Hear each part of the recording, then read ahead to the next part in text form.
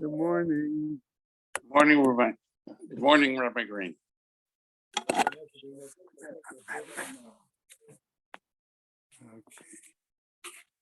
I'm going to start our learning responses, and then as people come in and get their coffee and they're welcome to then turn to the. How are you?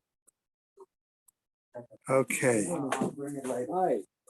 Mel, I want you to know, Shraga Feivel and I went into the other library. Yeah. Okay, and we pulled out from there the volume 2. Good. Okay. I slept thinking about it. Okay. All right, so there's one for you to use. There's one for Shraga Feivel to use when he can. And by the way, my Harusa from Brooklyn went to my apartment, found that I had that. And he's shipping it out here, but probably I won't get it for a week or so. Well, you'll see, but that's very good. Very good. That's good.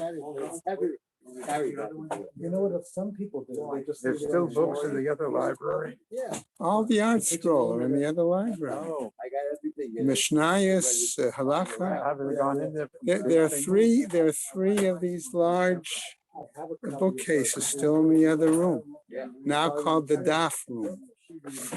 Oh, these were built in here. Now, these were the ones that were moved there and moved from there and moved into here. Okay, gentlemen, let's go by our learning sponsors, right? Friends of Nina Monester, Nechama Asna Bad Yitzchak Aaron, many friends of Stephen Vigdil, Zecha Nishmat Simcha Melech Meir Leib Halevi, friends of Marcy Kurtz, in memory of her great niece Leah Bracha Bas Rivka, Isaac Evelyn Blachor, in memory of his sister Chaya Rachel Bas Isser. A month of learning by Mark Linder, in memory of his mother Yonah Bat Zalman Leib, by Rabbi Isaac Schmerler, in memory of his wife Menyasima Bat Yitzchak Isaac, friends of Marilyn Schmerler, in her memory Menyasima Bat Yitzchak Isaac. Gary and Marsha Schrager, in memory of his father David Ben Yosef and his mother Freda Bas Hendel. Marsha Federbush, in memory of her husband Oriel Pinchas Ben Arav Shimon. A week of learning by Shelley and Oscar Mola Briut, in memory of her father Shlomo Ruben Ben Binyamin. Okay, today being the 15th, okay, we have no other days of learning at this point, and therefore we'll say Min Hashemas Heaven Aliyah, Crank Rafia Velta Yeshiva Shem Lataliah, and L'chol B'nai Israel a good Gaban Shtiar. But we keep in mind Refuah Shlema for Peret Semach Ben Yaakov Yitzchak and the young man Moshe Ruben Ben Sima Tebala. Okay. If you hear of their status, please let me know. All right. Okay, and we reminded everyone that this week we'll be making, if you're using Art Scroll, you'll be needing to make the transition to volume 2. Okay. All right.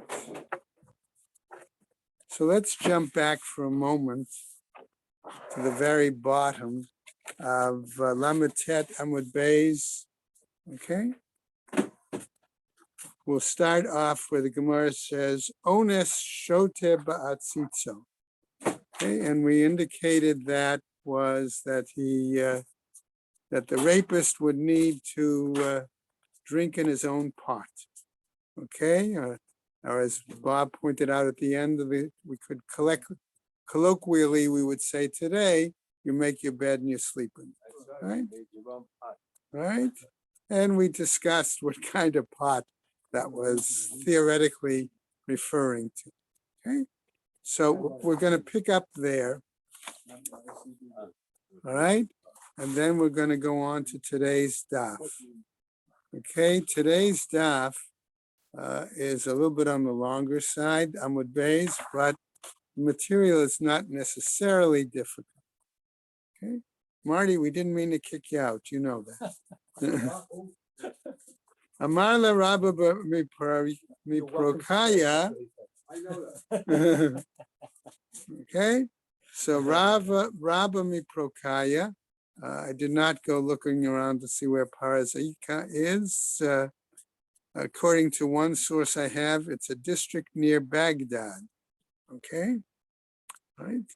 So the Rav Ashi to Rav Ashi Michte. Since this is the case, Migmar Gamrei Mahadade. Okay, if we see that the fines of the rapist, we learn that the rapist and the seducer are derived from each other. Okay, he asks the question as we start today, Mem Amud Aleph, right? Laha Milta, for this same thing, namely regarding marrying the woman against her will, Nami Ligmuro Mehadade. So let us learn one from the other regarding the situation, that situation. Amar Kra says a pasuk, Mohar Maharena lo leisha. Okay, so the pasuk saying Mohar Yemaharena lo leisha. Okay, lo implying, since it says the price has to be, so to speak, appropriate with him, surely pay the dowry for her to be his wife, namely her, she has to be the one that's right. Lo mida'ato. In other words, it has to be based on his willingness. Okay? So the Gemara then is going to give us another text, and I think there was a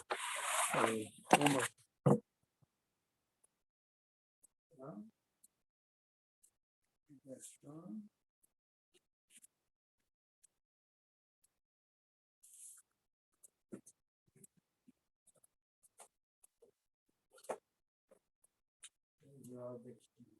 Would you like me to get one from the shop? No, there should be a chumash someplace in this room, right? No, let me get one in case you don't. No, Big library without a chumash. What are you looking for? I wanted to quote a pasuk. For what? Chumash, You know from it the by chumash. heart? Maybe. I mean, Art Scroll might have it in its notes. No, honestly, you also have to understand what process are you referring to? Devarim 22, 29. Okay, we didn't get to it in the Torah reading yet. Okay. There, I got it in a second. Volume 22, Yeah. 29, Give me the, All right, the pasuk is, yeah.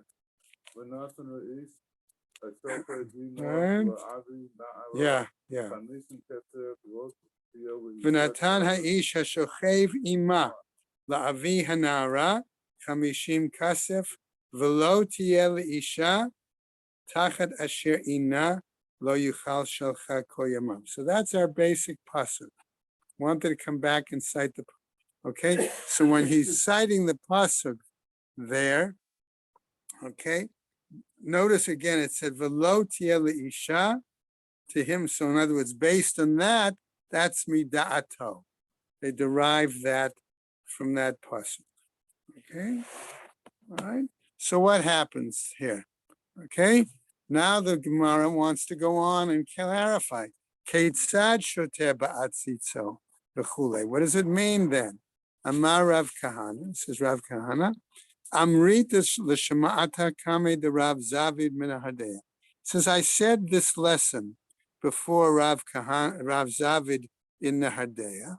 Okay, and remember, by the way, why is it important that it tell us in the Gemara Rav Zavid Nahadeya? Because the Nahadeyans sometimes had their own Masorah.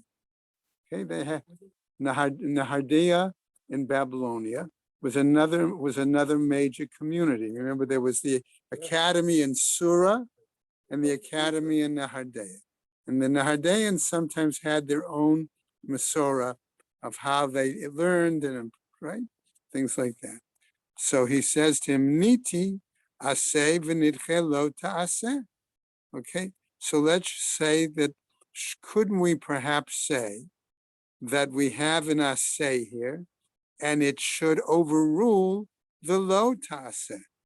Okay, so our pasuk that we just cited says v'natana ish hashochev ima la'avianara shemim kasef v'lo tiyeh le'isha tachat asher ina Lo yuchal shalcha kol yamav. So that's our love, right? It says you cannot divorce her all your days, right? So the question now on this means, so isn't there an assay that could overrule that love? Okay, In the Chumash, what is that referring? okay, that when he rapes her, he has to pay a penalty of 50 pieces of silver, right? And then, all right, she must marry him, okay? And he cannot divorce her, okay? Doesn't mean she can't refuse the marriage. We saw that already. She can refuse, the father can refuse, etc. Okay? Now it's even stronger because it doesn't say lo yigaresh. Okay. You can't send her away. She's got to beat her and everything. Okay. So what? Yeah, go ahead, Sid. What? What's your And question? he divorced her, later he'll go back and marry her again. Well, we'll see. So in other words, this is his initial question. Amarli, he answered me. Heicha amrinan.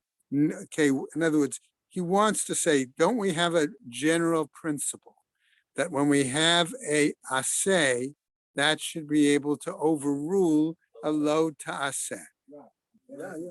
Okay, all right. So now the Gemara is going to tell us, hold on a second.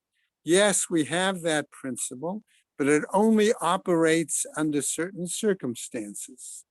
Now, he's going to give that example. Okay. All right. So Amarle.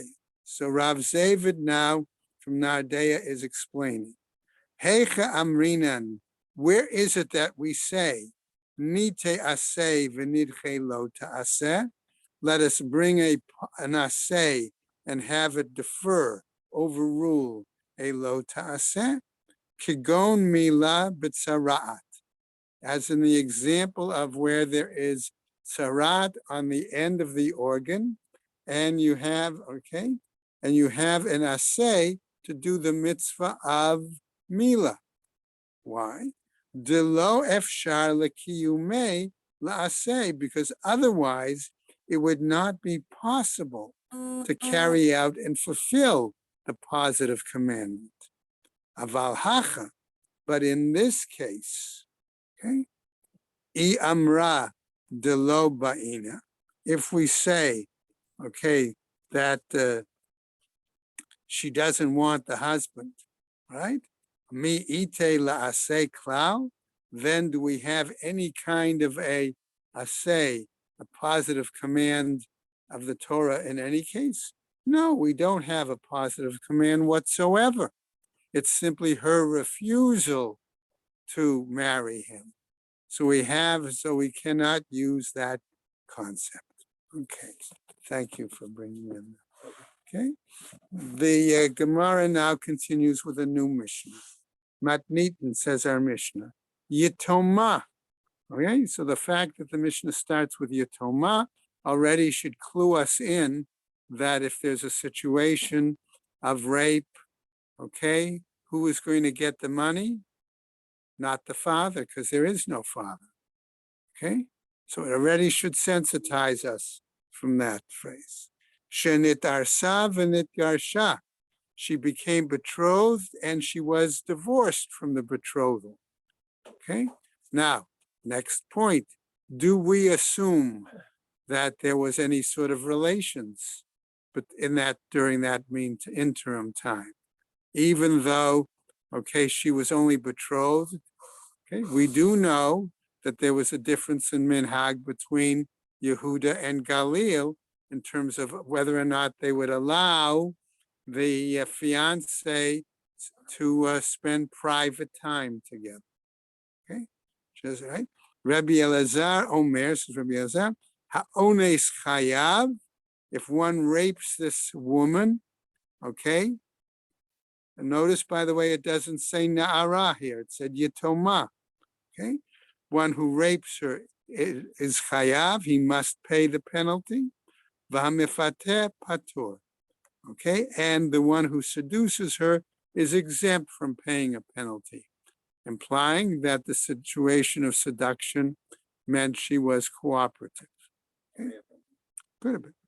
Hamar Rava bar Barchana, Amar Rabbi Yochanan. The name of Rabbi Yochanan, Rabbi Elazar, B'shitad Rabbi Akiva Rabbo Amra.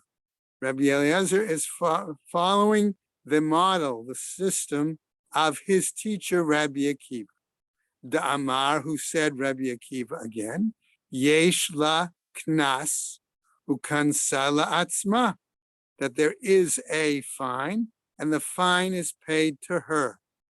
Okay. Memai, on what basis? Midikatani yitoma, since it's taught that she was a orphan. Rabbi Elazar Omer. Therefore, he says, Ha'ones chayav v'hamifateh patur, that the one who does the rape is obligated to pay a knas, the fine, into her, and the one who is a mifateh, seduction, is exempt. So the Gemara says, Yetoma pshita. If we call her a Yetoma, isn't that obvious that the money goes to her? Why do we have to bring this up even? Elaha kamash malan, right?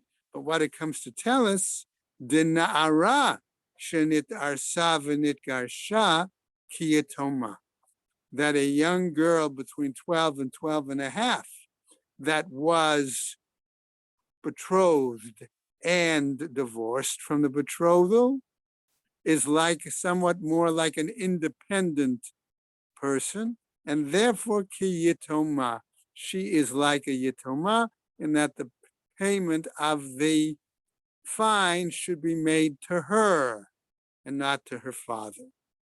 Ma yitoma la'atzma, af na'ara shenit arsa v'nit garsha la'atzma. The same way that the yitoma has the payment to her directly, so likewise a 12 to 12 and a half year old that is betrothed and then divorced gets the payment of the knas herself. She's not under the fathership anymore. Okay, exactly. Now, but remember we saw there was a question about that in yesterday's Amud, because the question was raised, fine, we'll agree that's true for marriage, but in terms of betrothal, when we said that the question of nedarim, right? We said there both the husband, the fiance, and the husband have to agree to annul her vows, right, Marty? Yeah, but here she's divorced. Here she's divorced, So right? once she's divorced and the father's out of it. Exactly. Okay, good point, Marty. Baruch shekivanta. Amar Rabbi Zera, and so Rabbi Zera now says to us, Amar Rabba Bar Shila, Amar Rav, in the name of Rav Himnuna, Saba, the older Rav Himnuna, Amar Rabbi Ada Bar Ahava, Amar Rav. So notice the Masorah is the whole listed here.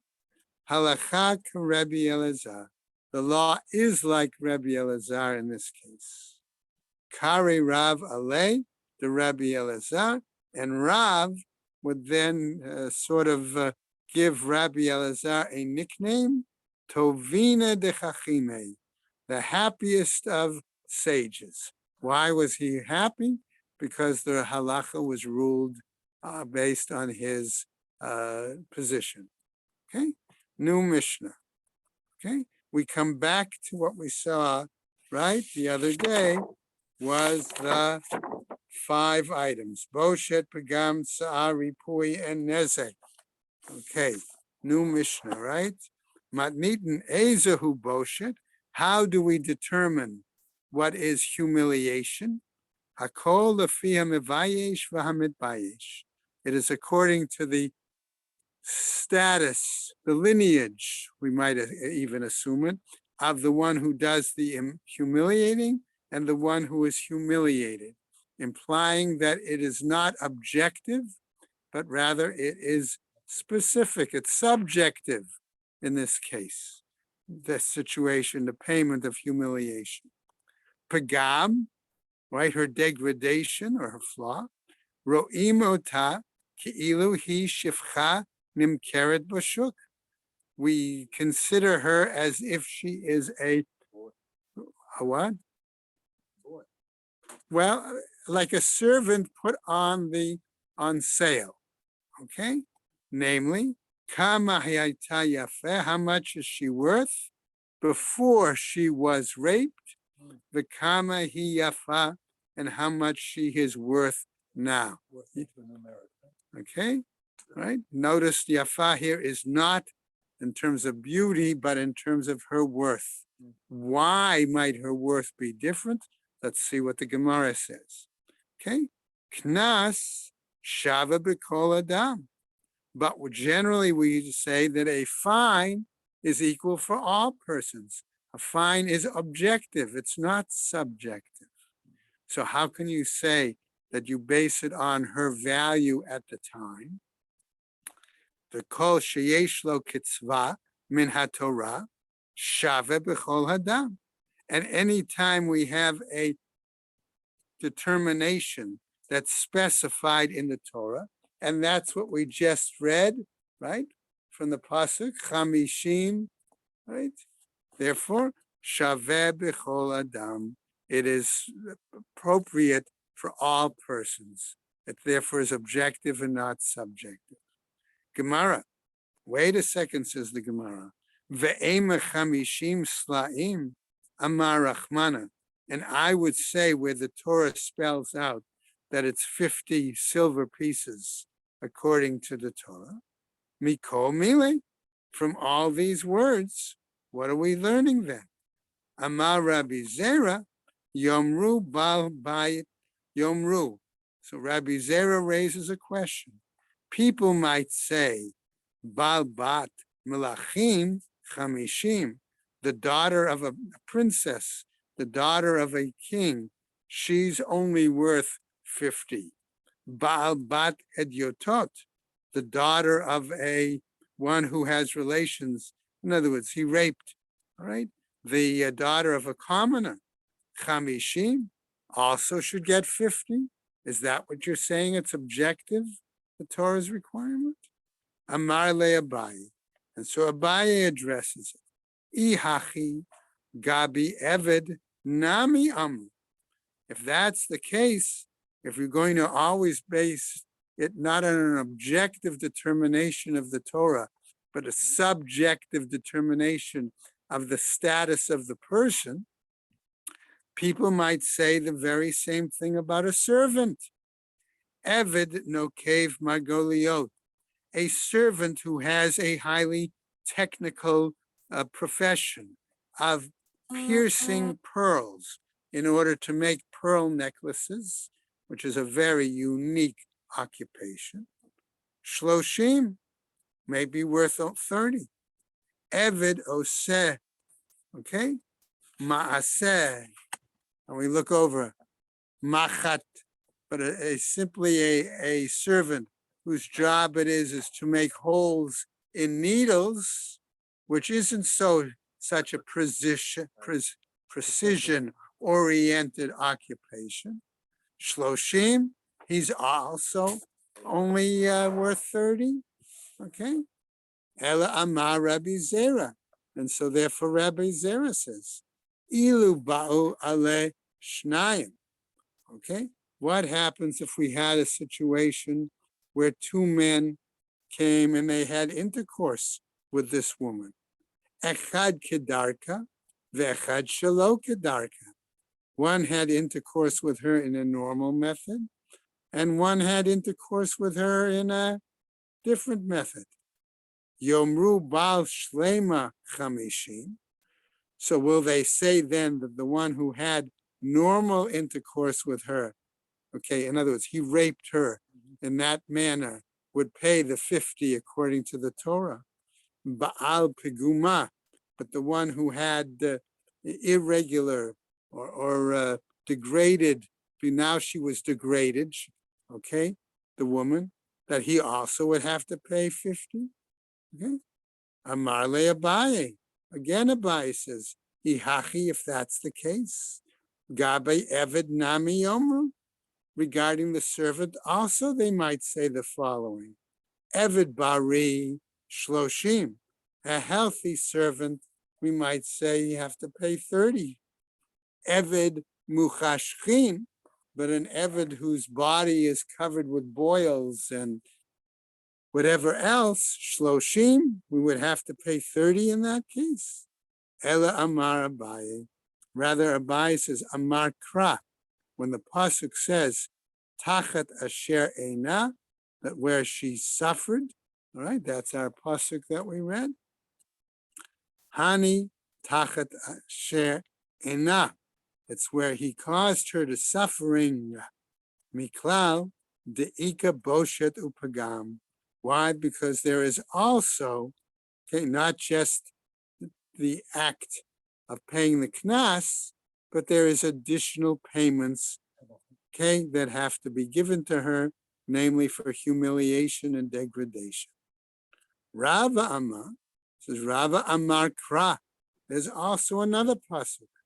V'natan ha'ish hashochev ima la'avi hana'ara chamishim kesef hana'at shchiva chamishim. Okay, that Rava cites a different pasuk and says that the man who sleeps with her, has relations with her, must pay the father 50 slaim. Why? Hana'at shchiva, because of the pleasure, the benefit of having slept with her. 50 miklal deika boshet upagam. Okay, and since there's also boshet and pagam, humiliation and degradation, va'ema ledida. Okay, shall we say that that goes to her? Okay, Amar Kra, says the pasuk, B'neureha beit aviha. That pasuk continues, in her youth, when she was in the household of her father. Kol shevach. Okay, neureha la'aviha. Based on that, we understand that any profits that the young woman might make, okay, I don't know if I would call that a profit, okay, that she gets raped and the rapist has to pay a knas, but nevertheless, any income, how about that, right? Any income that she might accrue during the time that she still lives and is under the authority of her father, that income goes to the father. Okay? Regardless of her age? Okay, no, once she's a Bogaret, it's a different story. She's living at home. Well, usually a Bogaret by then could maybe out of the house. Ve'ela rather, Hada Amar Rav Huna Mar Rav. But what about that which was said by Rav Huna in the name of Rav? Minayan Shema'aseh Habat Leva'eha.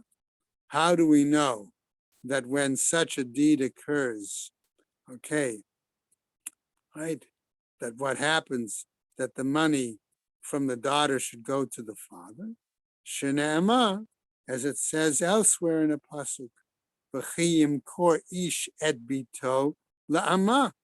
If the father sells the daughter as a servant, ma'amah ma'aseh yadeha l'rabah, the same way that any deeds performed by a female servant, the income goes to her master.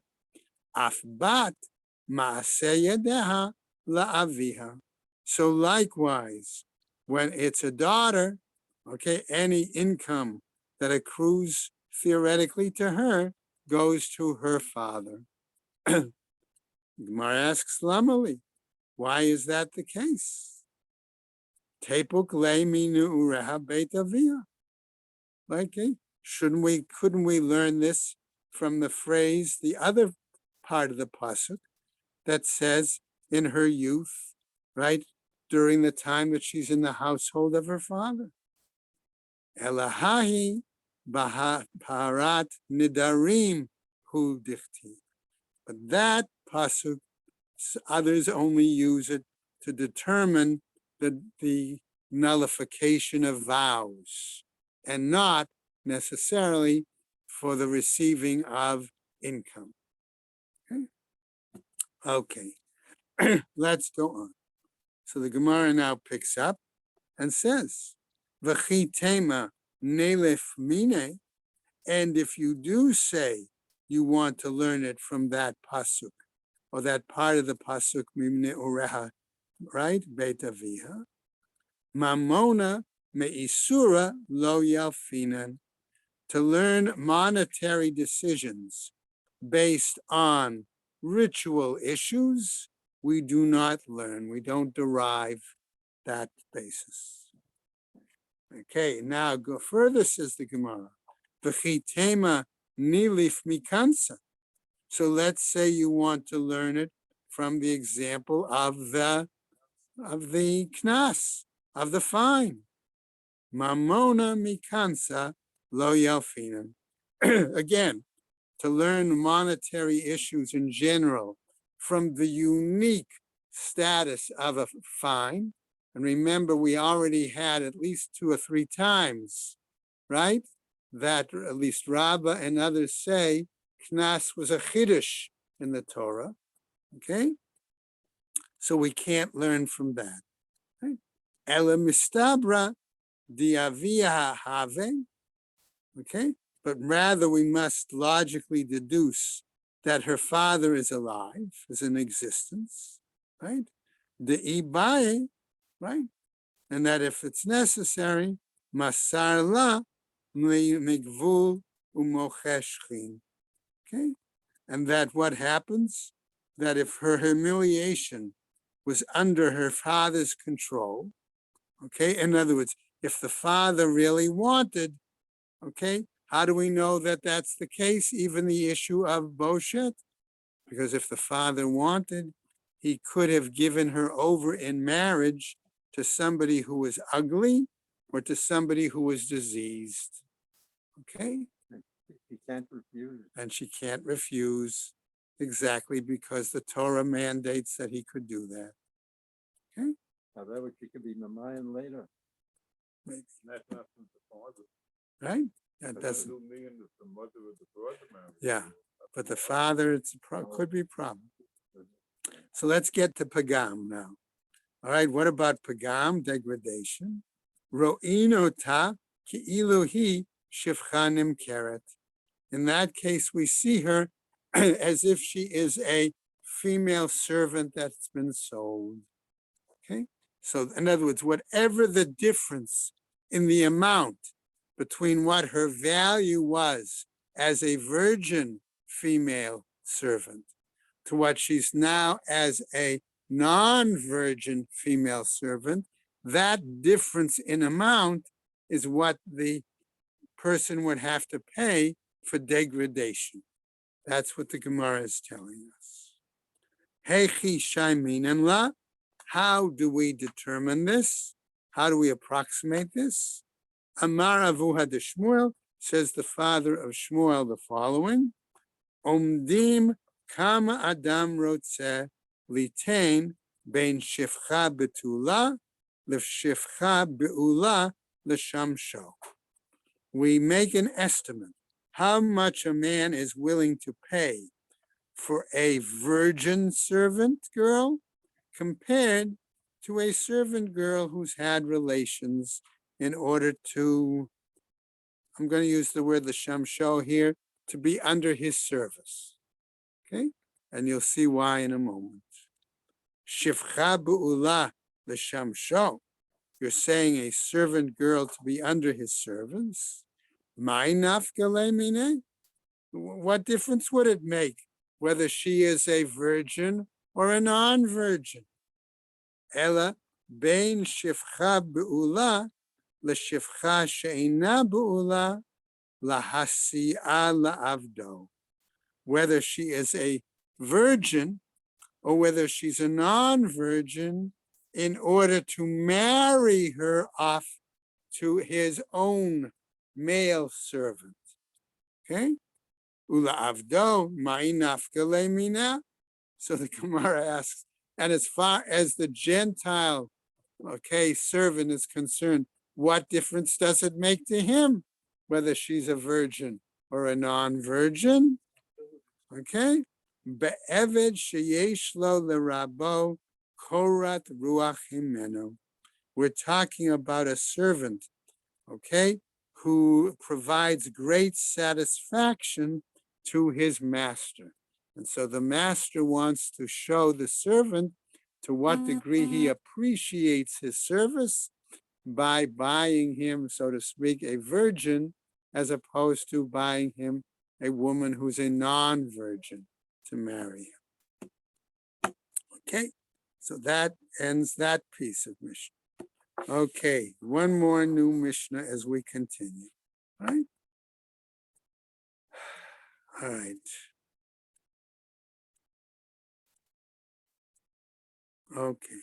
In this particular Mishnah, okay, we're going to just need to clarify the situation.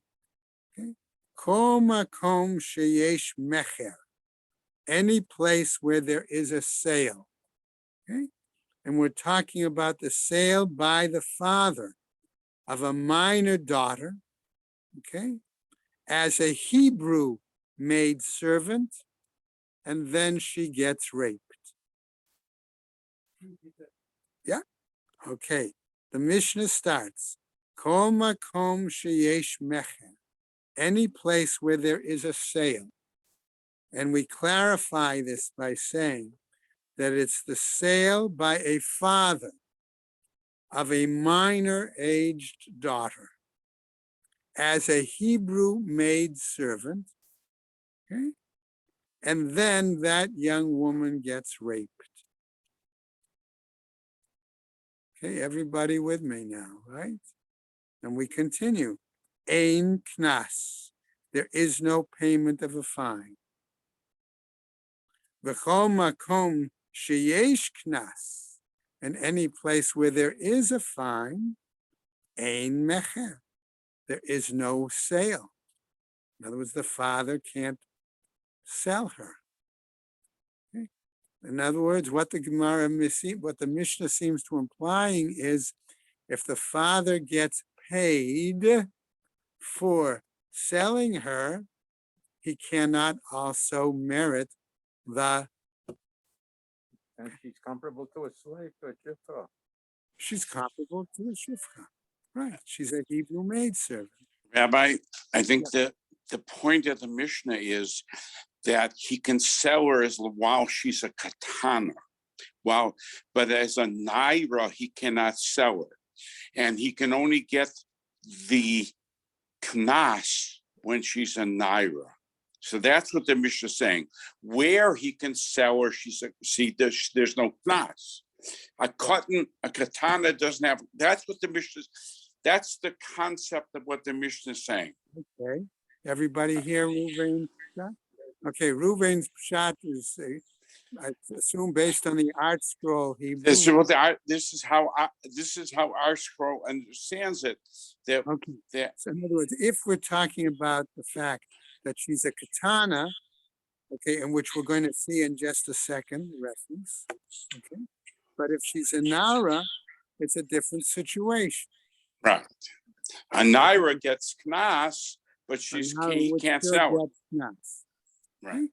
So what happens? Okay. But now the Mishnah continues. Katana. Now we're talking clearly an age range. We said, remember earlier yesterday, that she was between 11 a day and 12 in a day. That was one theoretical definition of katana, right?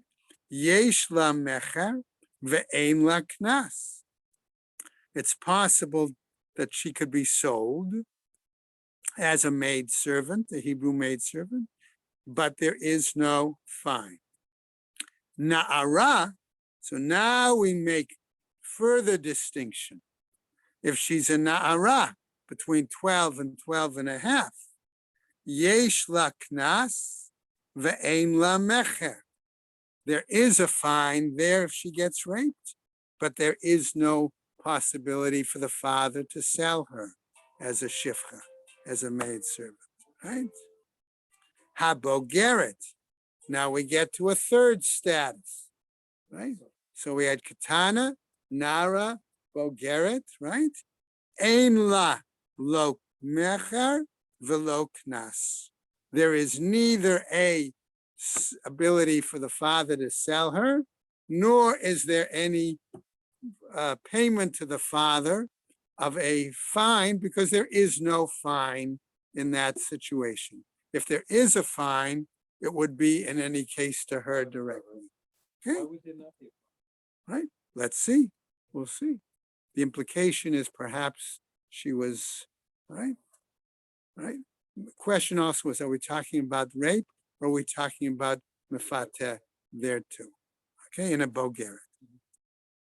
All right, let's go on then. Amar Rav Yehuda Amar Rav Zo Divrei Rabbi Meir. That's the wording of Rabbi Meir. So he's suggesting that Rabbi Meir is the author, editor of this entire Mishnah.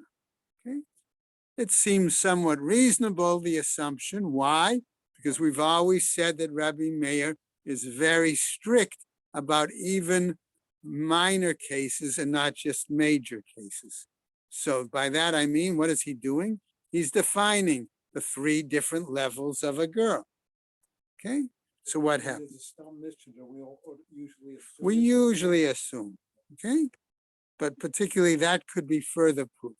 We'll see.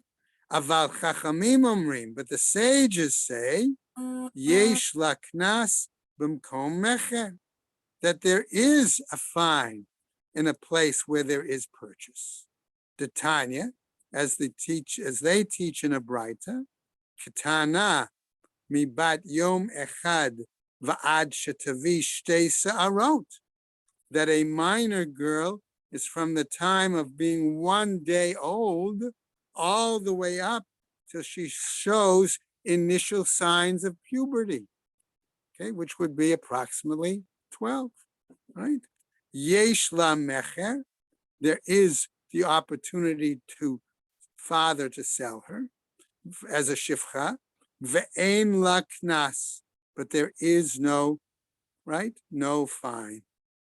Mishetavi shtei sa'arot ad shetibager, once she starts showing signs of puberty, all right, until she becomes a bogeret, yesh la knas, there is again a fine, ve'en la mecher, all right, that there is no sale.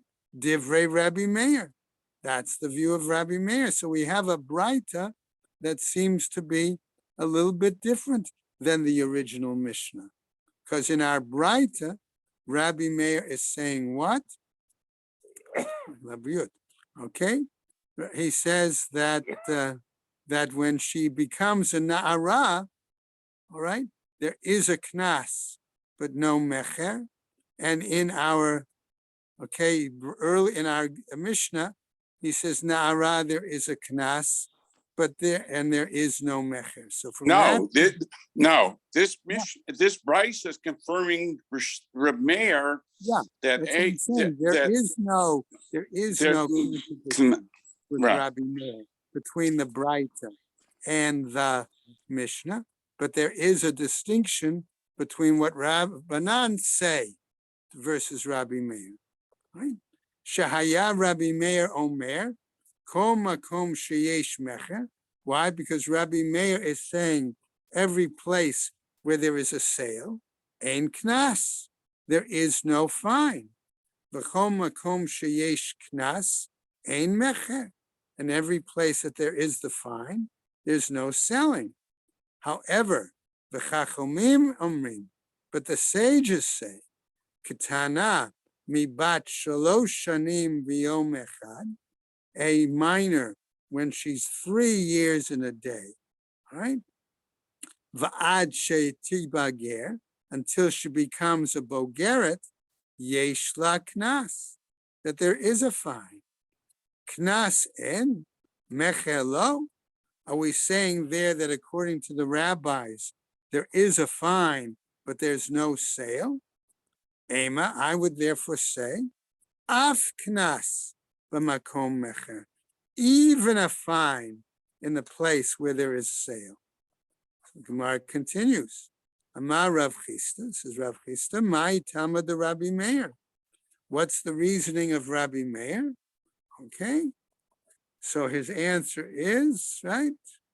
Amar Kra, says the pasuk, v'lo tiyeh le'isha. Okay, she should be for him a wife. B'mahava. Okay, in the existence, in other words, at the time, Atzma hakatuv medaber. There, for her, the text is talking about. V'Rabbanan, and as far as the rabbis go, Amar Reish Lakish, Amar Kra, he says the pasuk, citing a different pasuk, Na'ara, okay, or Na'ara, but the pasuk actually does not have the hey there.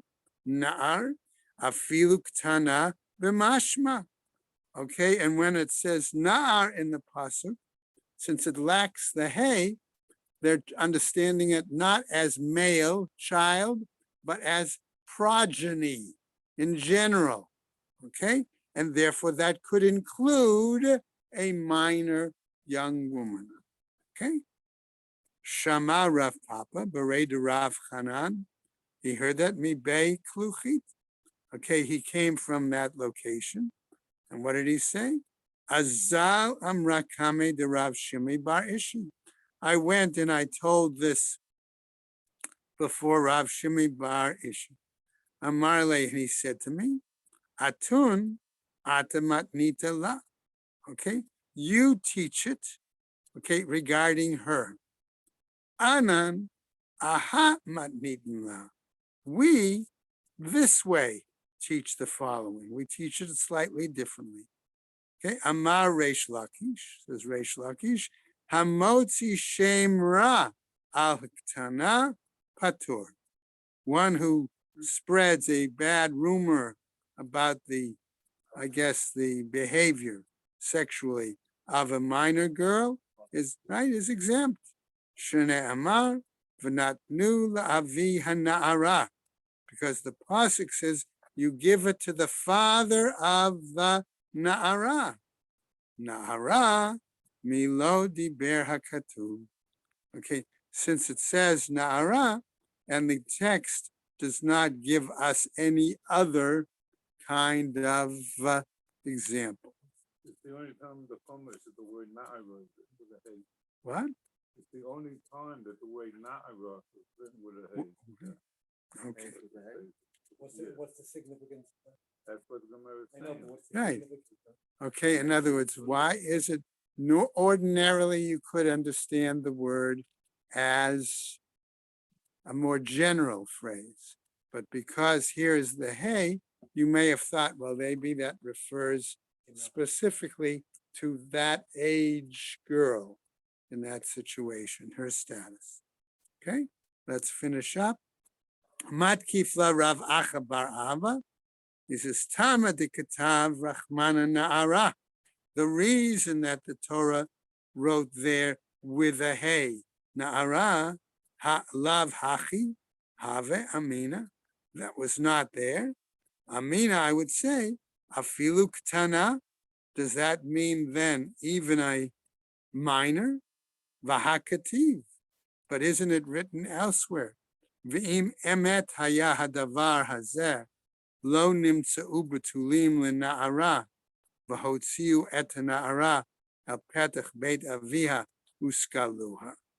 Okay, don't we have elsewhere a pasuk that says that if it turns out to be truthful, okay, basically, right, that that she's not a virgin, they bring her, okay, to the entranceway of her parents' home, and they stone her, right? Uktana lav bat unshin he. But we say that a girl who is a minor, okay, is not capable of being punished, okay, under certain circumstances. Elakan na'ara. But here, what are we talking about? Clearly, we're talking about a na'ara. Hakom makom shene'amar na'ar afilu ktana b'mashma. Therefore, all other places where it says without the hey, it's very, we need to understand it, that it could refer also to progeny in general, including female minor progeny. And that's where the Gemara ends. Right? Tomorrow we pick up, right, with a new Mishnah on top of Mem Aleph Amud Aleph.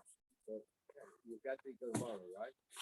You still could do it tomorrow. No, tomorrow, I think Mem Aleph is still in that volume. That's the last page. One of the ones also, I Yeah. didn't want to bother you when you started, but I would have enjoyed. Yeah. Do you have it around? Do I have what? Second tomorrow. They're right up there. Okay, so what should we put this? Okay. So you still need that Yeah, one yeah, yeah. tomorrow. Okay. So put it where you normally Yeah. put it, Right. okay? And then tomorrow, after tomorrow, we'll take the volume ones. I'll take them and I'll put them back into the DAF room and we'll be fine. Right? Okay? Maybe if you wanted to cover this, we do it now,